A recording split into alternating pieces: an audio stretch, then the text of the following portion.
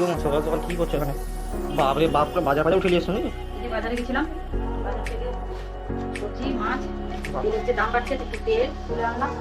বাবা বাপ, দোকানে তুলে নিয়ে এসছো মনে হচ্ছে। এই যে চিংড়ি মাছ, আমরা চিংড়ি মাছ নিয়ে এসেছি। বড় বড় আর জ্যান্ত আছে মনে হচ্ছে। জ্যান্ত চিংড়ি আর একটু কাতলা মাছ নিলাম। এটা বড় বড়। তাহলে চাঁদা কি করবে? টোল টোল করবে না? দেখি কি করি, তেল মাছ করি। ওকে তাহলে করো। এই দেখুন বন্ধুরা, ছেলে কলেজ চলে গেছে, সেই জন্য আমি ভিডিওটা করছি।